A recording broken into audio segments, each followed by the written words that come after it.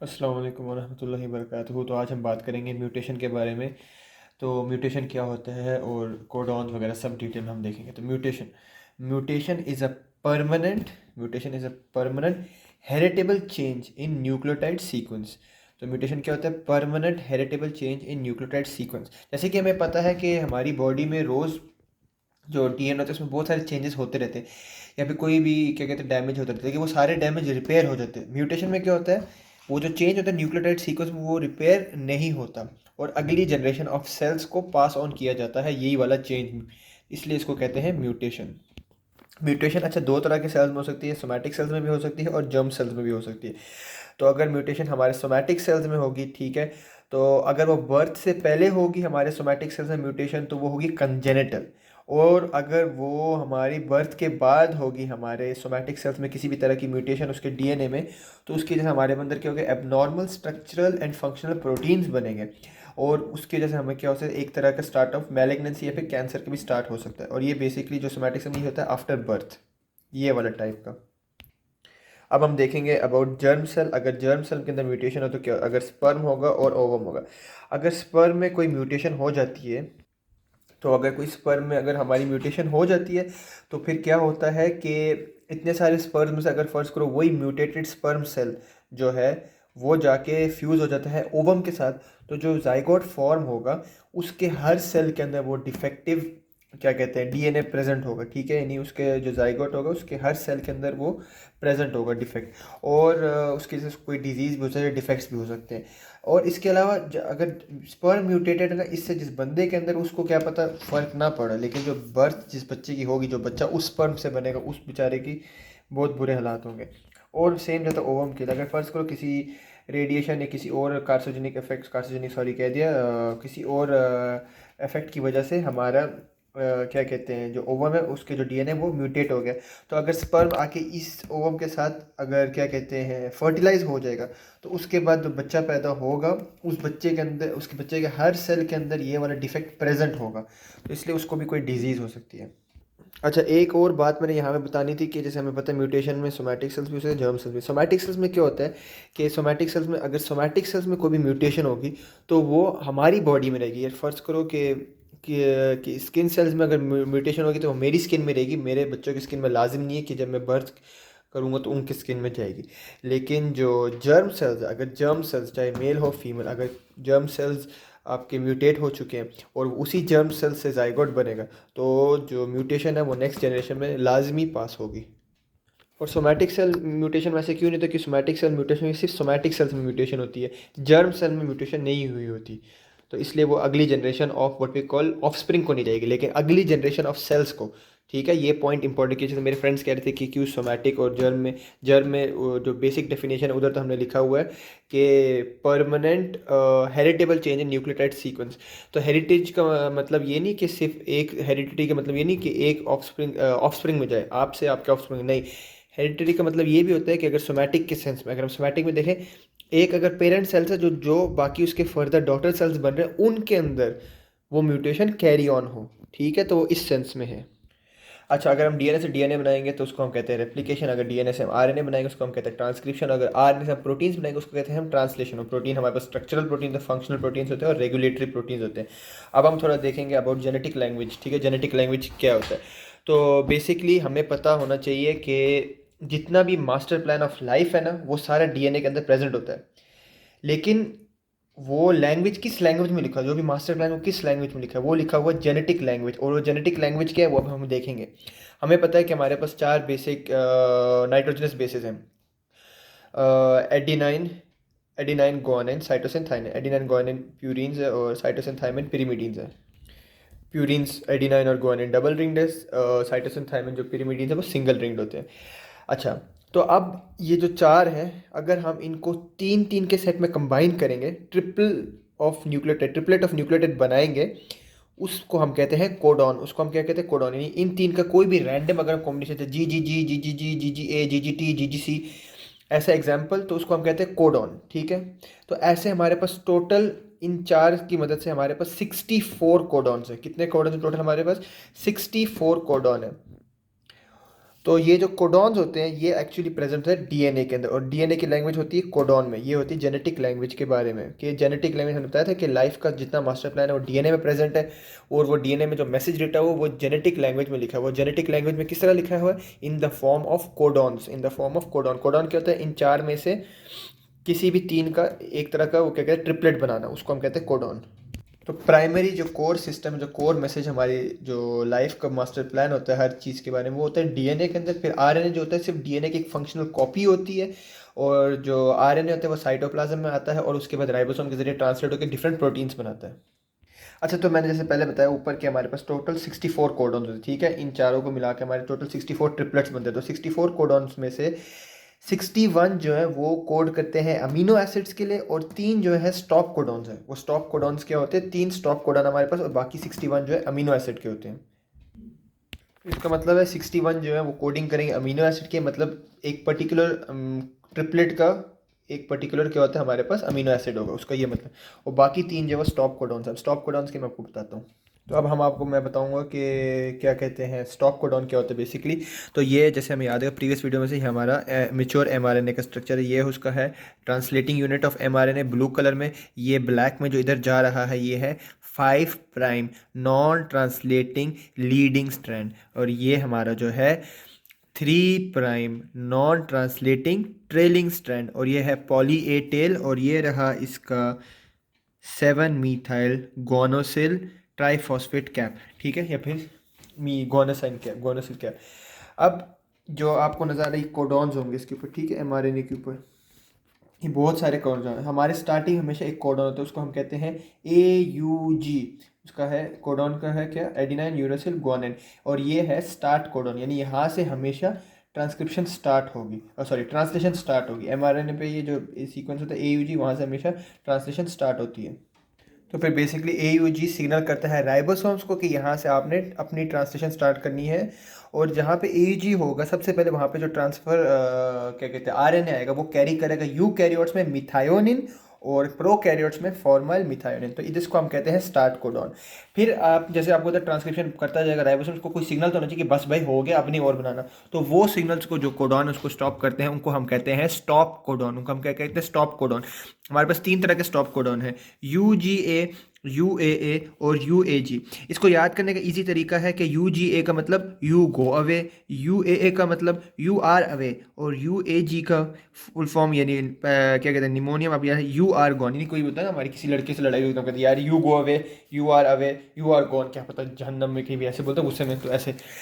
उसके बाद AUG याद रखने के लिए हमें पता है कि AUG स्टार्ट करवाता है, तो आपको पता है ये वर्ड है इनॉग्रेशन, इनॉग्रेशन के बीच में AUG है, तो इसलिए हम इसको ऐसे याद कर सकते हैं।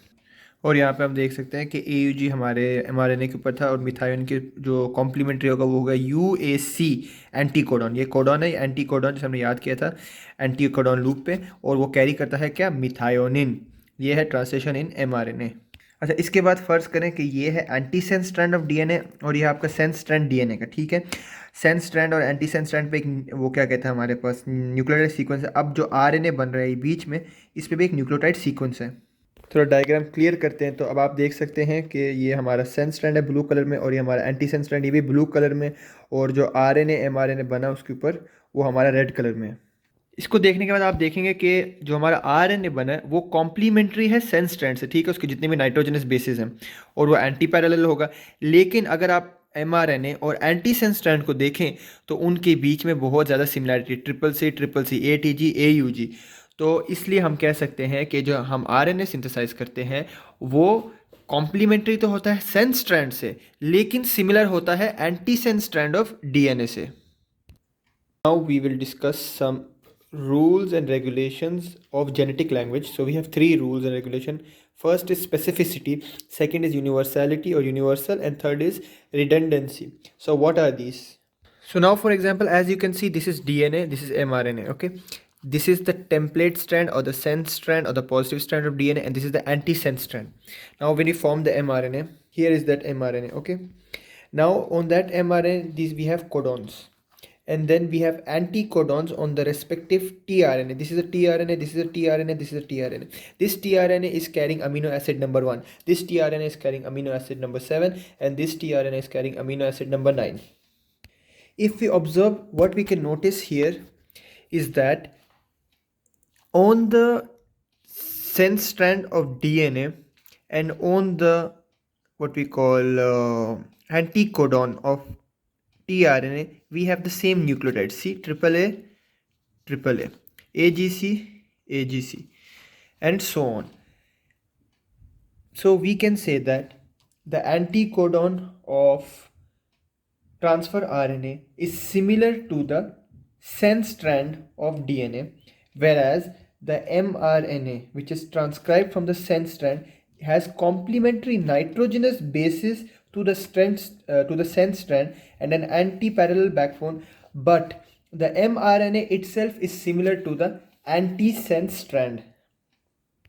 तो वापस आते हैं हम वापस क्या कहते हैं स्पेसिफिसिटी के प्रिंसिपल में। तो स्पेसिफिसिटी का जो प्रिंसिपल या रूल है वो ये स्टेट करता है कि एक पर्टिकुलर कोडॉन, जैसे कि ट्रिपल ए है, ठीक है, जो कि इवेंचुअली फॉर्म करेगा एक पर्टिकुलर कोडॉन एमआरएनए में, ठीक है, जैसे कि यहाँ पे वो एमआरएनए वाला आ गया, उसके लिए सिर्फ एक स्पेसिफिक अमीनो एसिड होगा। इसका क्या मतलब, जब भी हमारे पास डीएनए में ट्रिपल ए होगा तो हमारे पास ऑफकोर्स एमआरएनए में ट्रिपल यू होगा।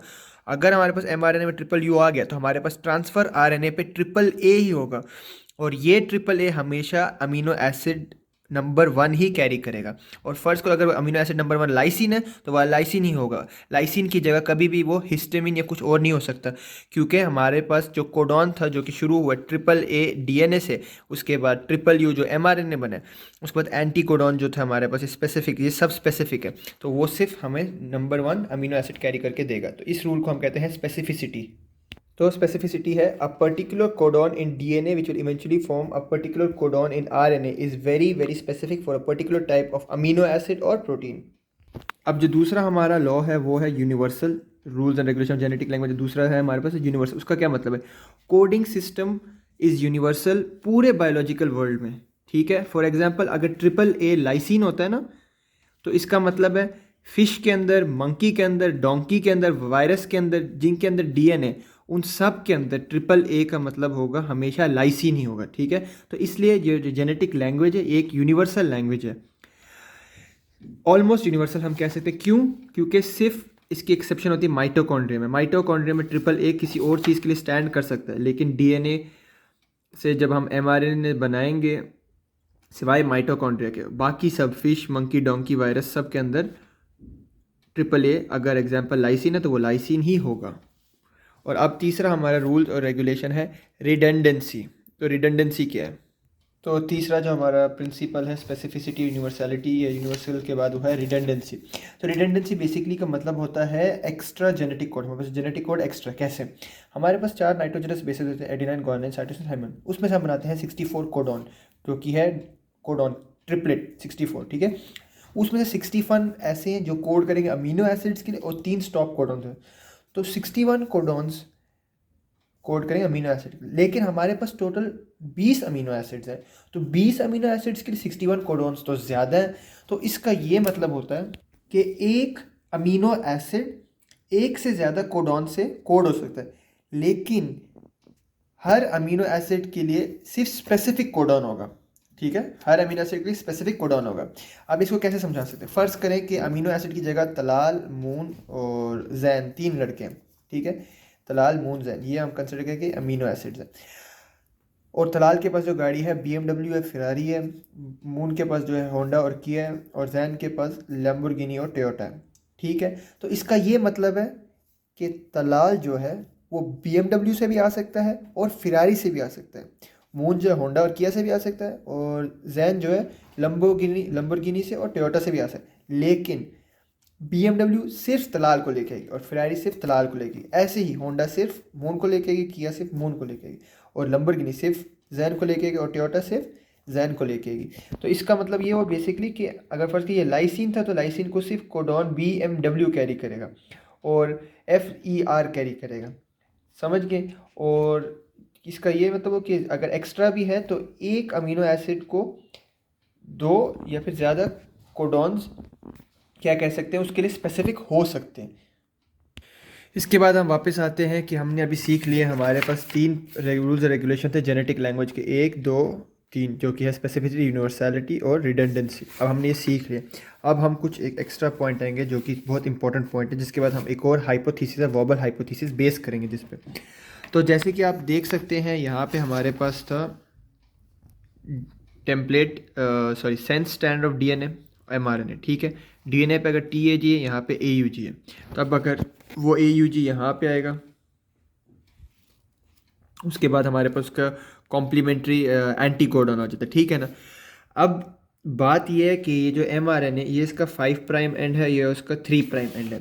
तो जो अब ऊपर से हमारे पास ट्रांसफ़र आरएनए आएगा ना, ट्रांसफ़र आरएनए का ये 3 प्राइम एंड होगा और ये उसका 5 प्राइम एंड होगा। ऊपर उसने 3 प्राइम एंड पे अमीनो एसिड कैरी किया हुआ है।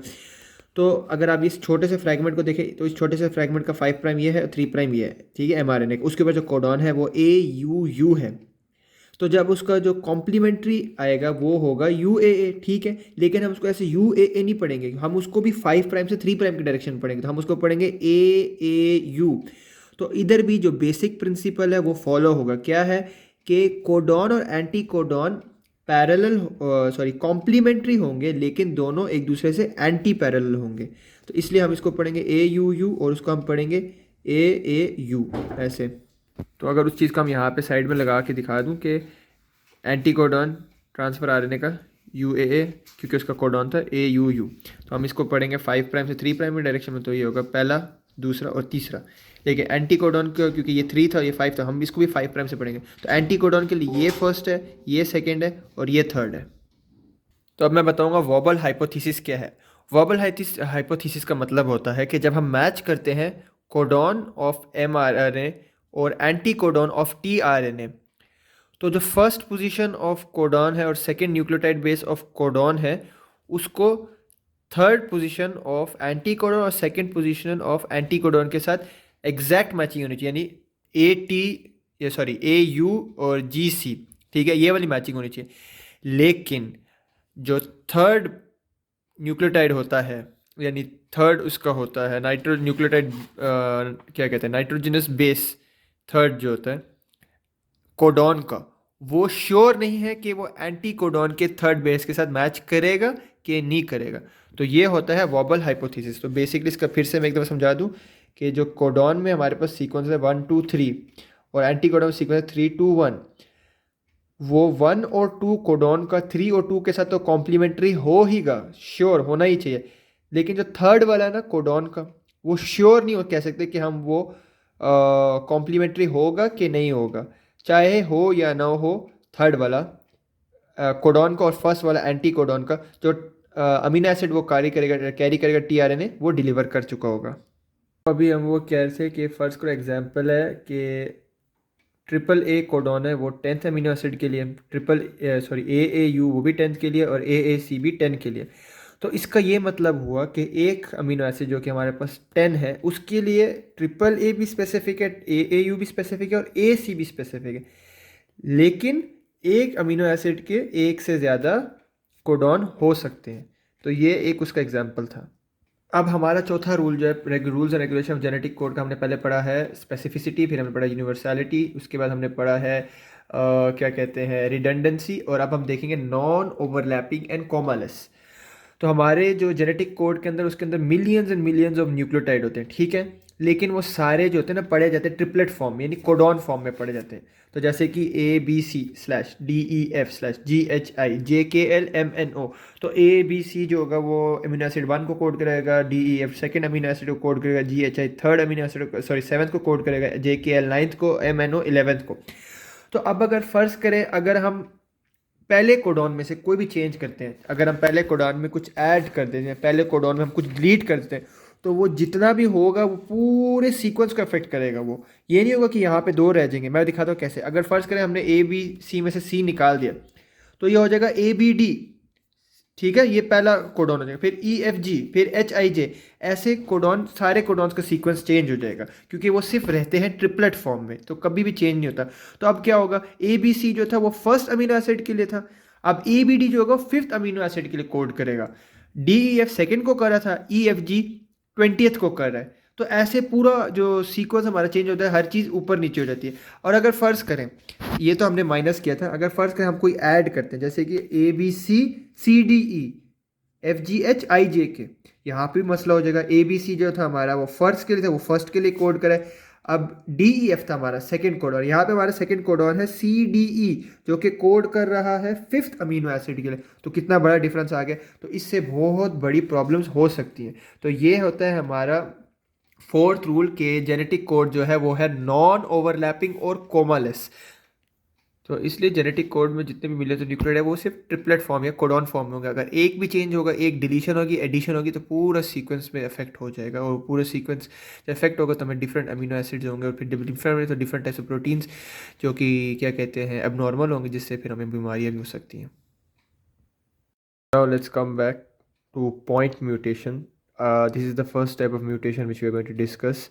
So we have studied all the four rules and regulations associated with genetic coding and genetic language. That is, we had specificity, universality, redundancy, and non-overlapping and comaless. And non-overlapping and comaless means that the genetic code is continuous. So if there is one change, it just changes everything within the genetic code. So the first type of mutation which we are going to discuss is point mutation. तो point mutation basically होती क्या है? Point mutation के अंदर अगर पूरे genome में एक सिंगल न्यूक्लियोटाइड बेस चेंज हो जाता है और वो रिपेयर नहीं होता, क्योंकि हमारी म्यूटेशन है, रिपेयर मतलब रिपेयर नहीं होगी और दूसरी जनरेशन के सेल्स तक पहुंच जाएगी, तो इसको हम कहते हैं पॉइंट म्यूटेशन। तो बेसिकली पॉइंट म्यूटेशन में क्या होता है कि सिर्फ एक न्यूक्लियोटाइड बेस चेंज होता है पूरे जीनोम में और उसकी वजह से बाकी सब कुछ इफेक्ट होता है। अब हम देखते हैं बेस्ड ऑन क्या कहते हैं टाइप ऑफ चेंजेस या टाइप ऑफ ऑल्ट्रेशन। हमारे पास दो तरह की पॉइंट म्यूटेशन होते हैं, ट्रांजिशन और ट्रांसकन्वर्जन। ट्रांजिशन में क्या होता है कि फर्स्ट का जैसे ये हमारा न्यूक्लियोटाइड सीक्वेंस इधर हमें नज़र आ रहा है, ठीक है। इसमें अगर हम एक प्यूरीन को प्यूरीन से चेंज कर दें या पिरिमिडीन को पिरिमिडीन से रिप्लेस कर दें, यानी प्यूरीन से पिरिमिड मतलब एडिनाइन की जगह ग्वानिन आ जाए, ग्वानिन की जगह एडिनाइन आ जाए, या पिरिमिडीन साइटोसिन की जगह थाइमिन आ जाए, थाइमिन की जगह साइटोसिन आ जाए, तो हम इस तरह के पॉइंट म्यूटेशन को कहते हैं ट्रांजिशन। अब दूसरी तरह की जो क्या कहते हैं point mutation based on alteration है वो है ट्रांस कन्वर्जन। इसमें क्या होता है कि प्यूरीन की जगह कोई भी पिरिमिडीन आ जाए और पिरिमिडीन की जगह कोई भी प्यूरीन आ जाए, तो इस तरह के म्यूटेशन पॉइंट म्यूटेशन को हम ट्रांस कन्वर्जन कहते हैं। अब ये तो हमने डिस्कस किया था बेस्ड ऑन ऑल्ट्रेशन। अब हम देखेंगे classification of point mutation based on the effects of the point mutation या फिर उसके कॉन्सिक्वेंसेस के होते हैं। तो हमारे पास तीन तरह के होते हैं पॉइंट म्यूटेशन इस पे। पहली है साइलेंट म्यूटेशन, फिर है मिससेंस म्यूटेशन और है नॉनसेंस म्यूटेशन। तो तीन तरह की म्यूटेशन होती है based on effect of point mutation. तो सबसे पहले हम देखेंगे साइलेंट म्यूटेशन। तो साइलेंट म्यूटेशन में क्या होता है, एक न्यूक्लियोटाइड जो होता है जैसे पूरे डीएनए सीक्वेंस में वो चेंज हो जाता है, लेकिन उसका अमीनो एसिड पे कोई फ़र्क नहीं होता, कोई अमीनो एसिड सीक्वेंस कोई फ़र्क नहीं पड़ता, और जो प्रोटीन फॉर्म होगा वो भी नॉर्मल होगा। कैसे? इसकी तीन पॉसिबिलिटीज़ है। पहली पॉसिबिलिटी ये है कि जो म्यूटेशन हो वो स्पेसर डीएनए में हो, जैसे ये हमारा जीन है, ये हमारा जीन है और ये यहाँ पे स्पेसर डीएनए। तो अगर यहाँ पर कहीं पे भी म्यूटेशन हो जाएगी, ठीक है, तो फिर जो जीन ट्रांसक्राइब होकर एमआरएनए एचआरएनए बनाएगा, एमआरएनए बनाएगा मैच्योर, उसके प्रोटीन बनाएगा, तो उसमें कोई इफेक्ट नहीं होगा। तो इसलिए हम कहेंगे साइलेंट म्यूटेशन है। इसके बाद दूसरा वाला जो है इंट्रॉन्स में। इंट्रॉन्स में कैसे होता है? इंट्रॉन्स में ऐसे कि फ़र्ज़ करिए हमारा डीएनए, डीएनए में हमारा ये जीन है, ये भी हमारा जीन है, बीच में हमारा स्पेसस डीएनए, ठीक है। अगर म्यूटेशन इस जगह पे आई है, ठीक है, तो जब ये जीन ट्रांसक्राइब होगा तो हमें ऐसे एचएनआरएनए मिलेगा, ठीक है। उस एचएनआरएनए में ये जो जगह म्यूटेट हुई थी जीन में वो एक्चुअली इंट्रॉन बनाती है, तो वो इंट्रॉन बनाएगी। तो जैसे ही वो क्या कहते हैं मैच्योर एमआरएनए बन जाएगा ना, तो इंट्रॉन्स हम निकाल देंगे, तो इवेंचुअली जो प्रोटीन बनेगा इस एमआरएनए से वो नॉर्मल होगा। तो इसलिए इसको भी हम कहेंगे एक तरह की साइलेंट म्यूटेशन। और तीसरी तरह की जो होती है कि अगर हम लोग जब साइलेंट म्यूटेशन हो जो कि एक तरह की पॉइंट म्यूटेशन है, उसमें जो आखिरी कोडॉन को आखिरी वाला नाइट्रोजनस बेस है वो चेंज हो। वो कैसे? हमें याद है कि फ़र्ज़ करो एग्जांपल कि UCA से बनता है सेरीन, तो अगर म्यूटेशन हो और UCA की जगह सिर्फ UCU हो जाए, थर्ड नाइट्रोजनस बेस ऑल्टर हो, तो वॉबल्स हाइपोथेसिस की वजह से हमें पता है कि इम्पॉर्टेंट क्या है, फर्स्ट और सेकंड कोडॉन का जो हमारा है कोडॉन का जो सीक्वेंस है उसको थर्ड और सेकंड ट्रांसफ़र आरएनए की कोडॉन के साथ मैच करना है। तीसरा कोडॉन और पहला एंटी कोडॉन का सीक्वेंस मैच करे या ना करे वो इम्पोर्टेंट नहीं होता। तो इसके मुताबिक इस हाइपोथेसिस वॉबल हाइपोथेसिस के मुताबिक हमारा जो म्यूटेशन होगा वो हमें अफेक्ट नहीं करेगा, हमें सेम अमीनो एसिड मिलेगा, और इस तरह हम इसको कहेंगे ये भी एक तरह की साइलेंट म्यूटेशन है। तो ये होगी 3 तरह की साइलेंट म्यूटेशन, स्पेसर डीएनए में अगर म्यूटेशन हो, इंट्रॉन्स में अगर म्यूटेशन हो, और अगर थर्ड न्यूक्लियोटाइड नाइट्रोजनस बेस में हो। इसके बाद अगली जो टाइप की पॉइंट म्यूटेशन है, वो पॉइंट म्यूटेशन ऐसी होती है कि अगर डीएनए सीक्वेंस में हम ऐसी जगह पे एक नाइट्रोजनस बेस चेंज कर दे जिससे अब अमीनो एसिड जो है वो चेंज हो जाएगा, ठीक है। अमीनो एसिड जब चेंज हो जाएगा तो यानी अगर फर्स्ट कि हमें सेरीन चाहिए था, सेरीन की जगह प्रोलीन हो जाएगा। कैसे, देखो अभी यहाँ पे यूसीए था, यूसीए की जगह यूसीयू कर दे तो सेरीन सेरीन ही कोड होगा, तो वो कोई मसला नहीं। लेकिन फर्स्ट कर यूसीए की जगह हमने सीसीए हो गया, पहला वाला ही जो पहला वाला कोडॉन ही वहाँ भी पॉइंट म्यूटेशन होगी, तो वो सेरीन से बन जाएगा प्रोलीन। तो इस तरह की म्यूटेशन कहते हैं मिस सेंस म्यूटेशन। तो मिस सेंस म्यूटेशन भी 3 तरह के होते हैं, एक्सेप्टेबल, पार्शियली एक्सेप्टेबल और अनएक्सेप्टेबल। जैसे कि एग्जांपल, हमारे घर में कोई मेहमान आता है, हमें पसंद होता है बहुत ज़्यादा एक्सेप्टेबल है, थोड़ा बहुत पसंद, थोड़ा बहुत पसंद नहीं होता, पार्शियली एक्सेप्टेबल, बिल्कुल भी पसंद नहीं होता तो अनएक्सेप्टेबल होता है। तो क्योंकि जो हम जिसको एक्सपेक्ट कर रहे थे उसकी जगह कोई और आ गया तो वो हमें वो क्या कहते हैं, हमें एक्सेप्टेबल होगा, नहीं होगा ऐसे। तो अब अगर हम देखें कि एक्सेप्टेबल क्या, एक्सेप्टेबल में क्या होता है कि जो नया अमीनो एसिड आया है वो जो एक्सपेक्टेड अमीनो एसिड था, जैसे अगर फर्स्ट करो सेरीन आना था लेकिन प्रोलीन आ गया, तो सेरीन और प्रोलीन का क्योंकि फिजिकल और केमिकल स्ट्रक्चर बहुत ही सिमिलर है, तो उसकी वजह से जो प्रोटीन बनेगा उसमें कोई भी डिसफंक्शन नहीं होगा, वो नॉर्मल प्रोटीन होगा, उसमें जो क्या कहते हैं फंक्शन होगी बिल्कुल नॉर्मल होगा, क्योंकि दोनों अमीनो एसिड बहुत सेम थे। तो इस और दूसरा हमारा होता है पार्शियली एक्सेप्टेबल। पार्शियली एक्सेप्टेबल में क्या होता है कि जो नया अमीनो एसिड आया है असली अमीनो एसिड की जगह, वो थोड़ा सा डिफरेंट होता है, जिसकी वजह से थोड़ी सी प्रॉपर्टीज़ जो होती है ना आपकी प्रोटीन की, वो चेंज होती है। फॉर एग्जांपल हीमोग्लोबिन एस में क्या होता है कि जो हमारा बीटा चेन ऑफ हीमोग्लोबिन है उसके 6 पॉइंट पे अगर ग्लूटामिक एसिड या वैलिन आ जाता है तो फिर क्या कहते हैं सिकल सेल शेप के हो जाते हैं हमारे रेड ब्लड सेल्स। ऑक्सीजनेशन तो वो नॉर्मल प्रोवाइड कर लेते हैं जब ऑक्सीजन रिच होता है, लेकिन जब ऑक्सीजन कम होता है तो सिकल सेल के थोड़े से हमें मसले होते हैं। तो वो देखो जैसे कि कुछ प्रॉपर्टीज चेंज हुई है। और तीसरी टाइप की मिस सेंस म्यूटेशन है अनएक्सेप्टेबल। इसमें क्या होता है, जो नया अमीनो एसिड आया है वो दूसरे अमीनो एसिड जो असली अमीनो एसिड है उससे बहुत ही ज़्यादा डिफरेंट होता है। तो इसकी वजह से क्या होता है कि जो स्ट्रक्चर और फंक्शन होता है प्रोटीन का वो बिल्कुल ही चेंज हो जाता है, जिसकी वजह से प्रोटीन फंक्शन ही नहीं करता सही से। तो इसलिए इसको हम कहते हैं अनएक्सेप्टेबल मिस सेंस म्यूटेशन। अब यहाँ पे एक सवाल आता है कि जो एक्सेप्टेबल मिस सेंस म्यूटेशन पहली वाली ठीक है, उसमें देखो दोनों अमीनो एसिड सेम है, प्रोटीन भी नॉर्मली फंक्शन कर रहा है, सब सही हो रहा है, तो कैसे पता चलेगा एक बंदे का जिसमें म्यूटेशन नहीं है और जिसमें मिस सेंस म्यूटेशन हुई है लेकिन एक्सेप्टेबल वाली। तो इसमें हम लेते हैं एग्जांपल, फॉर एग्जांपल हीमोग्लोबिन में, अगर फर्स्ट को हीमोग्लोबिन को ऐसा मिस सेंस म्यूटेशन हो गया जिसके बाद कोई भी डिसफंक्शन नहीं, सब कुछ नॉर्मल चल रहा है, तो वो जो फ़र्क है हमें पता चल सकता है जब हम इलेक्ट्रोफोरेसिस करेंगे, हमें पता चल जाएगा हाँ इसकी डेंसिटी थोड़ी डिफरेंट है नॉर्मल एवरेज क्या कहते हैं डीएनए से, तो इसका मतलब शायद इसमें कोई म्यूटेशन हुई है। और आखिरी तरह की जो हमारी है पॉइंट म्यूटेशन, उसको हम कहते हैं non sense mutation. Non sense mutation में क्या होता है कि जैसे हमें याद है कि सेरीन के लिए यू सी ए था, अगर यू सी ए की जगह यू ए ए हो जाए तो हमें याद रखना यू ए क्या एक स्टॉप कोडॉन है, यू ए ए, यू जी ए और क्या कहते हैं यू ए जी, ठीक है, ये सब स्टॉप कोडॉन है।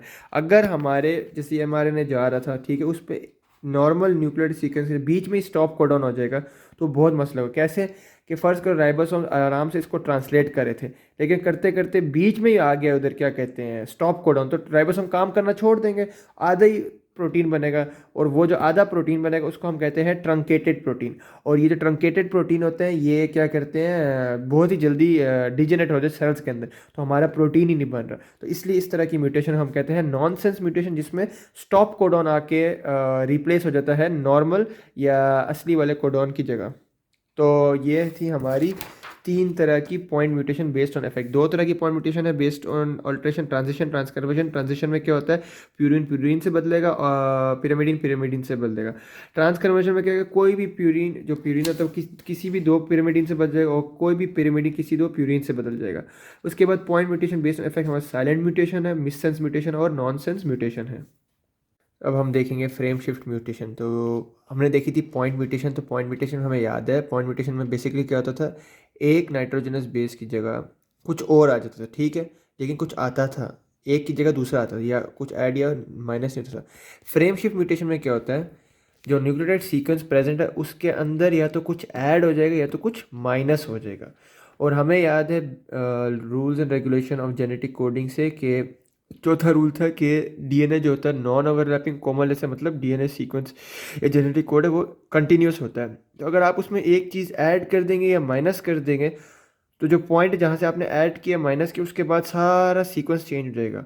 और उसकी वजह से क्या होगा, नॉर्मल जो अमीनो एसिड था उसकी जगह कोई और अमीनो एसिड रिप्लेस हो जाएगा और उस अमीनो एसिड की वजह से क्या कहते हैं कोई एबनॉर्मल सा प्रोटीन बन जाएगा। तो जैसे कि यहाँ पे देखें ATC था, GAT था, CGC एग्जाम्पल, उसकी जगह हमने अगर A डाल दिया, ATC पहला वाला तो सही है, दूसरा वाला हो जाएगा अब AGA, यानी GAT की जगह AGA। तो ये तो देखें ये ट्रिपलेट कोडॉन चेंज हो जाएगा। तो ऐसे आगे आगे सारे कोडॉन चेंज होते जाएंगे। तो जब हमारे कोडॉन चेंज हो जाएंगे तो अमीनो एसिड का जो सीक्वेंस है वो चेंज हो जाएगा। तो इसके मतलब जो ट्रांसलेट होकर प्रोटीन बनेगा वो बिल्कुल डिफरेंट होगा और वो एबनॉर्मल प्रोटीन होगा। ऐसे प्रोटीन को हम कहते हैं गाबर्ट protein, GABART protein. So now we are going to discuss about another type of mutation which is called as large segment deletion during first meiosis। तो इसमें बेसिकली क्या होता है, पहले इसके लिए हमें थोड़ा सा मियोसिस का रिकैप करना पड़ेगा। तो मियोसिस में क्या होता है कि हमारे पास दो क्रोमोसोम्स होते हैं, एक फर्स्ट मैटरनल क्रोमोसोम है, एक पैटर्नल क्रोमोसोम है। और इसमें एक क्रोमेटिड है, दो क्रोमेटिड, इसमें भी एक क्रोमेटिड और दो क्रोमेटिड है। अब फर्स्ट करो, ये क्रोमोसोम नंबर 1 है मैटरनल और ये क्रोमोसोम नंबर पैटर्नल है। तो मैटरनल क्रोमोसोम नंबर 1 के अंदर मैटरनल जीन्स होंगे, पैटर्नल क्रोमोसोम 1 के अंदर पैटर्नल जीन्स होंगे। तो अभी दोनों प्योर हैं। तो मियोसिस 1 के बाद क्या होता है कि मियोसिस 1 में बेसिकली ये होता है कि उसमें बहुत सारे फेजेस होते हैं ना, मेटाफेज, एनाफेज, टेलोफेज, प्रोफेज। तो उनमें से एक फेज में क्या होता है, ये दोनों ऐसे साइनैप्स करते हैं जिसके बाद ये दोनों अपना मटेरियल एक्सचेंज करके, तो मियोसिस 1 के बाद हमें ऐसे क्रोमोसोम मिलते हैं कि फर्स्ट को अगर ये क्रोमोसोम 1 मैटरनल था तो अब इसके अंदर कुछ पैटर्नल जीन भी आ गए, और अगर ये पैटर्नल क्रोमोसोम 1 था तो इसके अंदर कुछ मैटरनल जीन्स भी आ गए। तो ऐसे एक्सचेंज ऑफ डीएनए मटेरियल हो जाता है। और अब जो हम म्यूटेशन पढ़े हैं लार्ज सेगमेंट डिलीशन म्यूटेशन, वो इसी प्रोसेस के इर्द गिर्द एसोसिएट है। उसमें क्या होता है basically, most of the time ये प्रोसेस सही सोचता है। कभी कभार क्या होता है कि मियोसिस के वक्त जब ये दोनों पेरेंटल और मैटरनल क्रोमोसोम एक दूसरे को मिलते हैं और जेनेटिक मटेरियल एक्सचेंज कर रहे होते हैं, तो क्या होता है, एग्जांपल अगर मैटरनल क्रोमोसोम में 900 जीन थे और पैटर्नल क्रोमोसोम में भी 900 जीन थे, तो मैटरनल क्रोमोसोम का हम अभी एक कंसिडर के वो इफेक्ट हो रहा है। तो क्या होता है कि मैटरनल क्रोमोसोम में 850 जीन्स रह जाएंगे, 50 जीन्स जो होंगे एक्स्ट्रा वो पेरेंटल में चले जाएंगे। तो पेरेंटल में जो है 950 जीन। तो क्या होगा, इसका मतलब है कि 50 जीन्स जो है वो मैटरनल क्रोमोसोम से डिलीट हो चुके हैं। तो इस तरह की डिलीशन की वजह से जो फ्यूचर जनरेशन होगी, जो बेबी बॉर्न होगा, उसमें कुछ प्रॉब्लम्स होगी। तो अब एग्जांपल हम इसका लेते हैं क्राइडू चैट। क्राइडू चैट एक बीमारी है जिसमें बच्चे का माइक्रोसेफेली होगी, उसकी आंखें बहुत दूर होंगी एक दूसरे से और वो बिल्ली की तरह रोएगा, कैट लाइक क्राई होगी।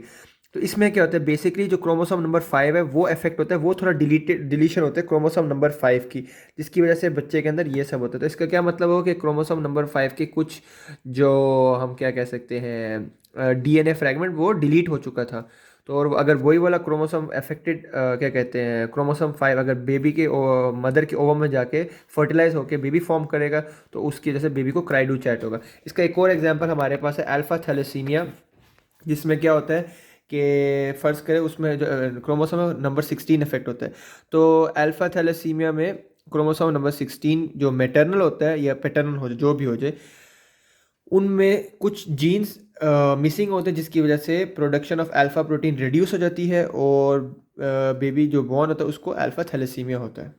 अब हम एक और टाइप ऑफ म्यूटेशन डिस्कस करेंगे जो कि है ट्रांसलोकेशन म्यूटेशन। तो इससे पहले हमने देखी थी क्या कहते हैं large segment deletion during first meiosis. तो उस म्यूटेशन में क्या हुआ था बेसिकली कि एक क्रोमोसोम का जो सेगमेंट था वो दूसरे क्रोमोसोम के सेगमेंट में पूरा शिफ्ट हो गया था, ठीक है। तो यानी इसमें से डिलीट हो गया था, इसके पास ऐड हो गया था, ऐसे था।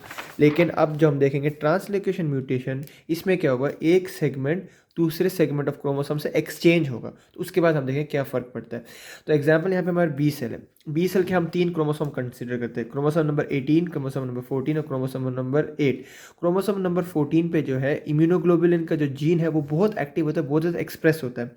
क्रोमोसोम नंबर 18 पे जो BCL2 का जीन है वो वेल रेगुलेटेड होता है, नॉर्मल फंक्शन करता है। और BCL2 जीन जो होता है वो क्या कहते हैं, रिस्पॉन्सिबल होता है लॉन्जिविटी यानी सेल की ज़िंदगी से, कि कितना लंबा सेल जिएगा। और उसके प्रोडक्ट्स जो बनते हैं BCL2 के जीन के, जो BCL2 जीन के जो प्रोडक्ट्स हैं वो सेल लाइफ की ड्यूरेशन डिटरमिन करते हैं। फिर हमारे पास होता है क्रोमोसोम नंबर 8। क्रोमोसोम नंबर 8 पे जो जीन है वो MYC जीन है, जो कि जब वो क्रोमोसोम नंबर 8 पे प्रेजेंट होता है MYC जीन, वो भी बहुत अच्छे से रेगुलेट होता है। और MYC जीन बेसिकली एसोसिएट होता है सेल प्रोलिफरेशन से, ठीक है। तो कभी कभार ट्रांसलोकेशन म्यूटेशन में क्या होता है, ट्रांसलोकेशन म्यूटेशन की वजह से ये होता है कि जब 14 और 18 क्रोमोसोम के बीच में ट्रांसलोकेशन म्यूटेशन होती है, तो 8 का जो हमारा क्या कहते हैं सेगमेंट था वो ट्रांसफ़र हो जाता है, जिसके अंदर MYC जीन होता है 14 क्रोमोसोम है। 14 क्रोमोसोम का कुछ सेगमेंट जो है ट्रांसफ़र हो जाता है 8 क्रोमोसोम पे। तो अब MYC जीन जो है in the presence of immunoglobulin gene, immunoglobulin gene पहले ही बहुत एक्टिव था, तो MYC जीन उसको देख के बहुत ज़्यादा वो भी एक्टिव हो जाता है। तो जब ऐसे MYC जीन भी बहुत ज़्यादा एक्टिव हो जाता है तो सेल बहुत ज़्यादा प्रोलिफरेट करता है और हम बन जाता है नियोप्लास्टिक सेल, जिसकी वजह से होता है हमें बर्किट्स लिम्फोमा।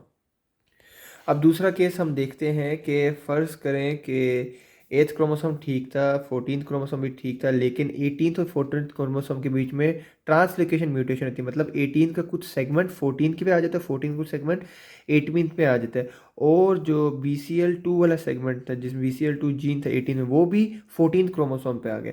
तो 14 क्रोमोसोम में जैसे हमें पता था कि इम्यूनोग्लोबुलिन जीन बहुत एक्टिव है। अब इम्यूनोग्लोबुलिन जीन की बहुत ज़्यादा एक्टिविटी में BCL2 जीन भी कहते हैं मैं भी बहुत ज़्यादा एक्टिव हूँ। तो जब BCL2 जीन बहुत ज़्यादा एक्टिव हो जाता है तो BCL2 जीन, जैसे मैंने आपको पहले बताया था, रिस्पॉन्सिबल है सेल की ज़िंदगी से। तो अब क्या होगा, सेल बहुत देर तक रहेगा और बहुत एक्यूमुलेट हो जाएगा, ओवर लिफ्ट करेगा और ओवर एक्यूमुलेट हो जाएगा बॉडी में, और एक तरह का न्यूप्लास्टिक सेल बन जाएगा।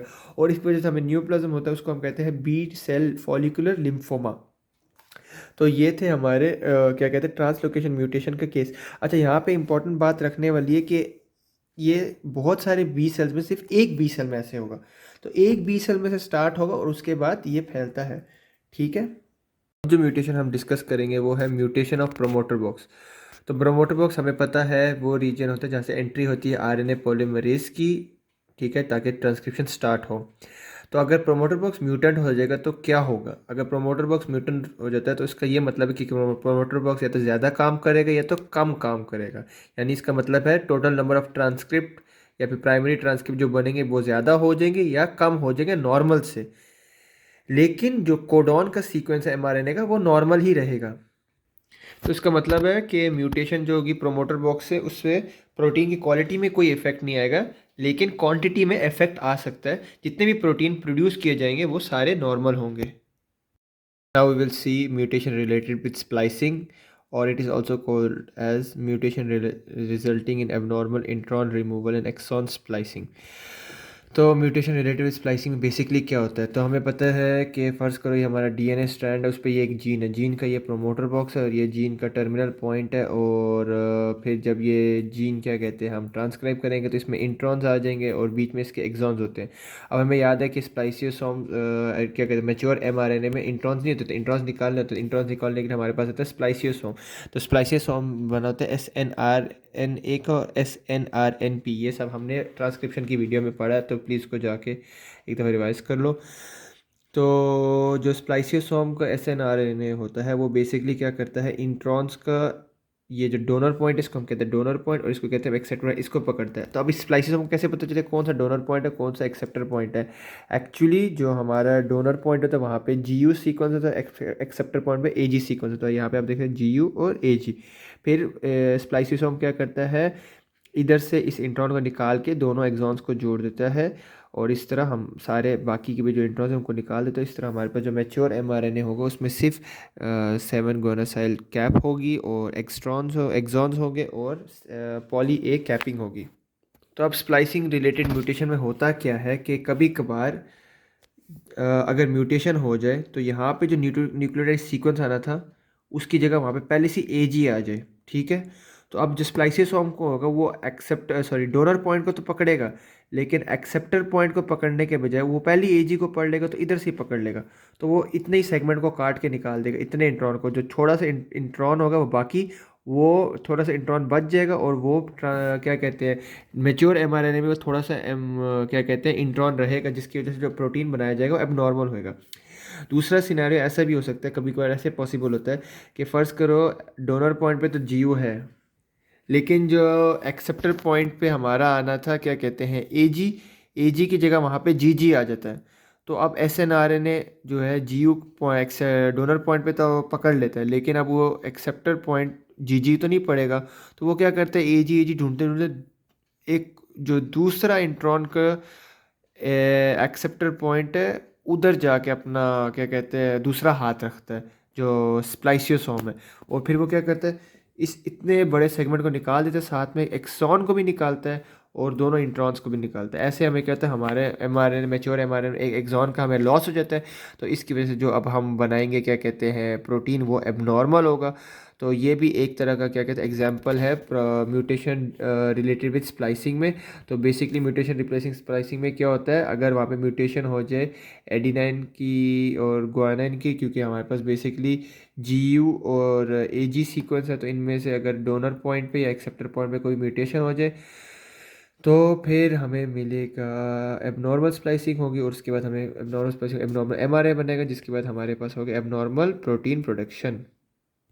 अब हम डिस्कस करेंगे इंसर्शनल म्यूटेशन के बारे में, या फिर म्यूटेशन ड्यू टू ट्रांसपोसोन मूवमेंट। तो इसमें क्या होता है ट्रांसपोसोन, सबसे पहले ट्रांसपोसोन क्या है। ट्रांसपोसोन होते हैं स्पेशल न्यूक्लियोटाइड सीक्वेंस जो कि प्रेजेंट होते हैं हमारे स्पेसर डीएनए में या फिर इंट्रॉन्स में, ठीक है। तो ट्रांसपोसॉन्स क्या होते हैं स्पेशल न्यूक्लियोटाइड सीक्वेंस जो कि प्रेजेंट होते हैं हमारे स्पेसर डीएनए में, इंट्रॉन्स में। ट्रांसपोसॉन्स बेसिकली क्या करते हैं, वो एक स्पेसस डीएनए से दूसरे स्पेसस डीएनए में जंप करते हैं, फिर तीसरे स्पेसस डीएनए, यानी कि स्पेसस डीएनए से स्पेसस डीएनए में जंप करते हैं, इंट्रॉन से इंट्रॉन में जंप करते रहते हैं ये ट्रांसपोसॉन्स। लेकिन मसला कब होता है कि जब ये ट्रांसपोसॉन गलती से हमारे किसी जीन के अंदर जंप कर देते हैं और फिर जीन के जेनेटिक कोड के सीक्वेंस के अंदर इंटीग्रेट हो जाते हैं, उस वक्त आता है मसला, और उसको हम कहते हैं इंसर्शनल म्यूटेशन। तो जब ये इंसर्शनल म्यूटेशन हो जाएगी और जीन के अंदर इंसर्ट हो जाएगा जंप मार के, तो फिर जीन जो प्रोटीन बनाएगा वो श्योरली एबनॉर्मल होगा। अच्छा, इसके अलावा हमारे पास एक और क्या कहते हैं जेनेटिक सेगमेंट होता है डीएनए के अंदर, जो बहुत ज़्यादा ऐसी मोबाइल जो भी छलांगे मारते हैं, लेकिन वो ट्रांसपोसॉन से छोटे होते हैं, उनको हम कहते हैं इंसर्शनल सीक्वेंसेस। एक थ्योरी के मुताबिक साइंटिस्ट बिलीव करते हैं कि ट्रांसपोसोम बेसिकली किसी जीनोम है वायरसेस के, जो हमारी बॉडी में हमें अफेक्ट करके पीछे छोड़ गए हैं क्या कहते हैं अपने जीनोम। तो ये था थोड़ी चीज़ें ट्रांसपोसोम्स के बारे में या फिर इंसर्शन म्यूटेशन के बारे में। अब हम डिस्कस करेंगे आखिरी टाइप ऑफ म्यूटेशन, जिसका नाम है ट्राई न्यूक्लियोटाइड रिपीट म्यूटेशन। तो इसमें क्या होता है, हमारी बॉडी में कुछ जीन्स होते हैं जिनमें ट्राई न्यूक्लियोटाइड पैटर्न होता है जो कि रिपीट होता है। फॉर एग्जांपल अगर सी ए जी है, सी ए जी एक ट्राई न्यूक्लियोटाइड पैटर्न है, तो वो सी ए जी सी ए जी सी ए जी सी ए जी सी ए जी बहुत दफ़ा रिपीटेडली रिपीट होता है। तो अभी हम एग्जांपल लेते हैं अच्छा रिपीट होता है। फिर उसके बाद म्यूटेशन की वजह से क्या होता है, अगर फ़र्ज़ करें ये वाला जो ट्राई न्यूक्लियोटाइड पैटर्न है इसकी लिमिट होनी चाहिए 30 एक नॉर्मल बंदे में, लेकिन म्यूटेशन की वजह से क्या होता है वो एम्पलीफाई हो जाता है, 30 की जगह वो 50 दफ़ा रिपीट होगा। तो अगर वो 50 दफ़ा रिपीट होगा तो जो अमीनो एसिड वो क्या कहते हैं, अगर वो 50 दफ़ा रिपीट होगा तो इसका मतलब जब वो ट्रांसक्राइब होके एमआरएनए बनाएगा वो भी एबनॉर्मल होगा, तो इवेंचुअली वो जब प्रोटीन बनाएगा वो भी एबनॉर्मल होगा। अब हम इसका एग्जांपल लेते हैं हंटिंगटन। तो हमारे पास एक जीन होता है जो इसको हम बोलते हैं जीन फॉर हंटिंगटन। उसका एक स्पेशल न्यूक्लियोटाइड रिपीट होता है और वो कंसिस्ट करता है सी ए जी जो कि है साइटोसिन एडेनाइन गुआनाइन। ये करता है क्या कहते हैं कोडिंग ऑफ ग्लूटामिन, ठीक है, ग्लूटामिन के अमीनो एसिड की करता है। अब क्या होता है कि हर बंदे के अंदर नॉर्मली 30 दफ़ा रिपीट होना चाहिए सी ए जी, ठीक है। 10 15 12 अलाउड है, लेकिन 30 या 30 से कम होना चाहिए, 30 से ज़्यादा नहीं होना चाहिए। लेकिन जिन लोगों में ट्राई न्यूक्लियोटाइड रिपीट म्यूटेशन होती है उनमें क्या होता है कि उनके अंदर ये सी ए जी जो रिपीटेशन है ये 30 से ज़्यादा होती है, यानी एम्पलीफाई होती है, क्या पता 100 दफ़ा हो जाए। इसका मतलब है कि अपनी डीएनए रेप्लिकेशन के वक्त उनका जो ये क्या कहते हैं हंटिंगटन जीन वो एम्पलीफाइड हो चुका है।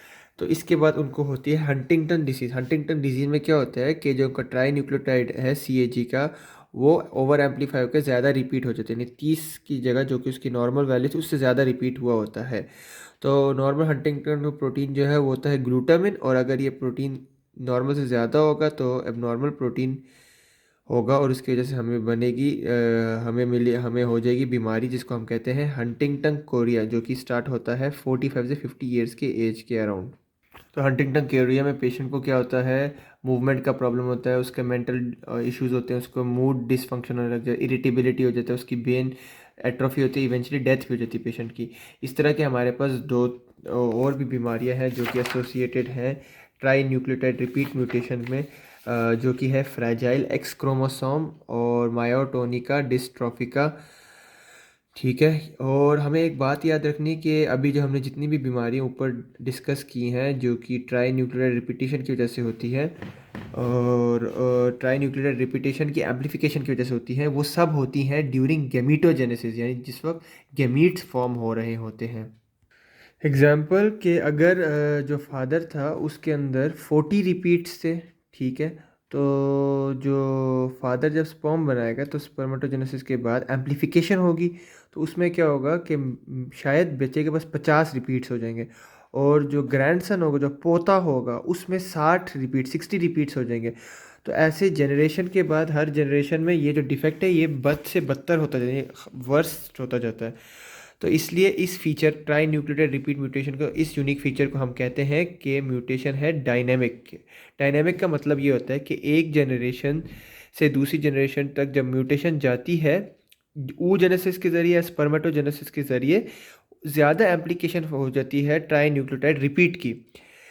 तो यूजली अगर disease associated with tri nucleotide repeat क्या कहते हैं हर जनरेशन से जनरेशन वर्स होती रहती है, और अगर वर्स होती रहेगी जनरेशन से जनरेशन तो डिजीज़ जो है वो छोटी से छोटी, यानी अगर पहले 40 साल में होती थी स्टार्ट, फिर 30 साल में हो जाएगी, 30 साल अगले उसके पोते में 20 साल में हो जाएगी, पोते के बाद जो पर पोता होगा उसमें 10 साल की उम्र में स्टार्ट हो जाएगी बीमारी। तो इस फिनोमिनन को कहते हैं हम फिनोमिनन ऑफ एंटिसिपेशन या फिर फिनोमिनन ऑफ जेनेटिक एंटिसिपेशन। तो फिनोमिनन ऑफ एंटिसिपेशन या phenomenon of genetic anticipation basically ये हमें स्टेट करता है कि जो डिज़ीज़ है हम एंटिसिपेट करते हैं कि नस्ल ब नस्ल या फिर जनरेशन आफ्टर जनरेशन डिजीज़ जो होगी वो सीवियर होती जाएगी और एट अ यंगर एज पे अपीयर करेगी। तो ये थी हमारी जेनेटिक एंटिसिपेशन।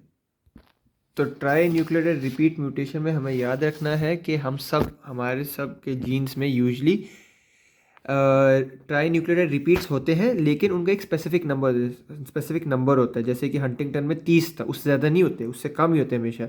लेकिन कुछ लोगों में गमीटोजेनेसिस या oogenesis के वक्त ये ट्राई न्यूक्लियोटाइड रिपीट्स जो होते हैं ये ज़्यादा एम्पलीफाई हो जाते हैं, और जब ये एम्पलीफाई हो जाते हैं तो ये क्या करते हैं, ये डिस्टर्ब करते हैं फॉर्मेशन ऑफ सर्टन mRNA और इवेंचुअली सर्टन प्रोटीन्स, और फिर उनकी वजह से डिफरेंट क्लिनिकल प्रॉब्लम्स होती हैं। Example of tri nucleotide repeat mutation associate problems हमारे पास था हंटिंगटन कोरिया, मायोटोनिका डिस्ट्रॉफिका और fragile x chromosome.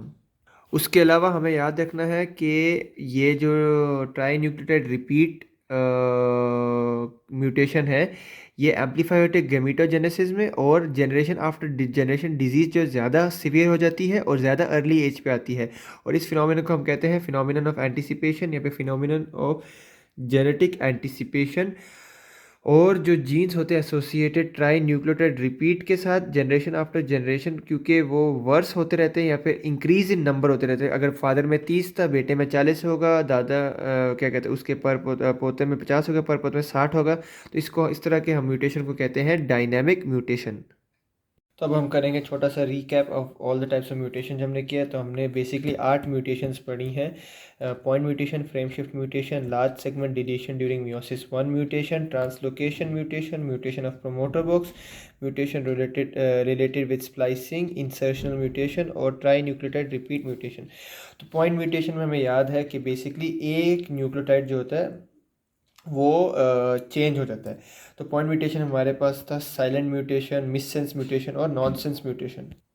Silence mutation में इम्यूनो एसिड सॉरी वो न्यूक्लियोटाइड चेंज होता है, लेकिन क्या कहते हैं कोई इफेक्ट नहीं होता अमीनो एसिड के सीक्वेंस पे। वो क्योंकि जो म्यूटेशन हुई होती है वो होती है स्पेसेस डीएनए के रीजन में, इंट्रॉन के रीजन में, या फिर वो वॉबलेस हाइपोथेसिस के मुताबिक थर्ड कोडॉन के नाइट्रोजनस बेस में होती है। उसके बाद हमारे पास है पॉइंट म्यूटेशन, जो कि है होती है मिससेंस म्यूटेशन के। उसमें क्या होता है कि एक कोडॉन जो होता है, सॉरी कोडॉन कह दिया, एक नाइट्रोजनस बेस फिर किसी और नाइट्रोजनस बेस से रिप्लेस होगा। लेकिन इधर क्या होता है कि जो नाइट्रोजनस बेस चेंज होता है वो तीन तरह के होते हैं। मिससेंस हमारे पास तीन तरह के म्यूटेशन है, acceptable, partial acceptable, unacceptable. Acceptable में क्या होता है कि जो नया क्या कहते हैं अमीनो एसिड बनता है वो पुराने अमीनो एसिड से बहुत सिमिलर होता है, इसलिए जो प्रोटीन बनता है वो फंक्शनल होता है, उसमें कोई चेंज नहीं होता।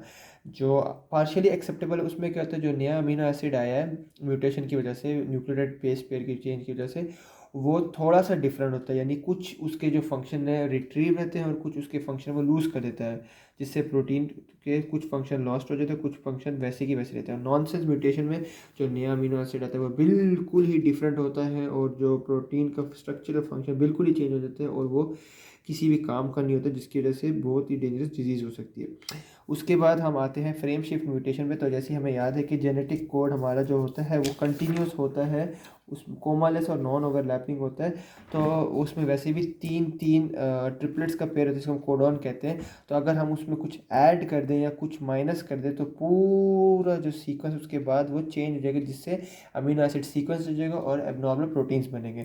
तो ये था about frame shift mutation. Large segment deletion during meiosis one mutation में यही था कि हमें पता है मियोसिस वन में दोनों जो पेरेंटल और मैटरनल क्रोमोसोम्स है वो मिलते हैं और फिर वो मिलने के बाद एक दूसरे का जेनेटिक मटेरियल एक्सचेंज कर लेते हैं, लेकिन उसके बाद वो नॉर्मल वापस सेपरेट हो जाते हैं। और दोनों में अगर फ़र्ज़ करें, दोनों के स्टार्टिंग में अगर 900 क्रोमोसोम थे तो जब सेपरेट हो गए तो उसको भी 900 रहेंगे। लेकिन कभी कभार म्यूटेशन की वजह से, म्यूटेशन जो हम पढ़ रहे हैं उसमें क्या होता है कि दोनों जब मिलते हैं तो इक्वल होता है, लेकिन जब सेपरेट होते हैं एक में कम रह जाएंगे, जैसे 850 कर लें आप जीन्स, और इसमें क्या कहते हैं 950 जीन्स एक्स्ट्रा 50 हो जाएंगे। तो एक्स्ट्रा का ज़्यादा मसला नहीं, लेकिन जिस क्रोमोसोम में कम होंगे अगर वो क्रोमोसोम आगे जाके वो क्या कहते हैं फीटस में फर्टिलाइजेशन पार्टिसिपेट करेगा तो जो बेबी बॉर्न होगा उसमें अगर एग्जांपल वो क्रोमोसोम नंबर 5 था तो डिलीशन ऑफ क्रोमोसोम नंबर 5 होगी और इसकी वजह से उसको बीमारी होगी जिसको हम कहते हैं क्राई डू चाइल्ड। अब हम करेंगे ट्रांसलोकेशन म्यूटेशन। तो इधर जो मियोसिस वन म्यूटेशन इस पे क्या था कि एक जो डीएनए सेगमेंट लार्ज सेगमेंट था वो बिल्कुल ही गायब हो गया था, ठीक है, किसी एक क्रोमोसोम से। इधर क्या होता है एक डीएनए सेगमेंट दूसरे एक क्रोमोसोम का सेगमेंट दूसरे क्रोमोसोम के सेगमेंट से एक्सचेंज हो गया, यानी दोनों में 900 ही जीन रहेंगे, बस एक्सचेंज होता है। तो ट्रांसलोकेशन म्यूटेशन का एग्जांपल था हमारे पास क्या नाम है उसका, बी सेल। तो बी सेल का हमें याद है कि 14th क्रोमोसोम पे हमारे पास इम्यूनोग्लोबिन का जीन है जो कि बहुत एक्टिव होता है, और 8th क्रोमोसोम पे MYC का जीन होता है जो कि नॉर्मली रेगुलेटेड होता है, और 18th जीन पे BCL2 का, सॉरी 18th क्रोमोसोम पे BCL2 का जीन होता है जो कि नॉर्मली रेगुलेट होता है। लेकिन अगर ट्रांसलोकेशन म्यूटेशन की वजह से अगर MYC जीन यहाँ पे आ जाए, BCL2 जीन 14th क्रोमोसोम पे आ जाए, तो दोनों ओवर रेगुलेट हो जाएंगे। और अगर MYC जीन ओवर रेगुलेट होगा तो वो करेगा सेल की ओवर प्रोलिफरेशन, क्योंकि वो प्रोलिफरेशन से कंसिडर्ड है, जिसकी वजह से वो न्यूप्लास्टिक बन जाएगा।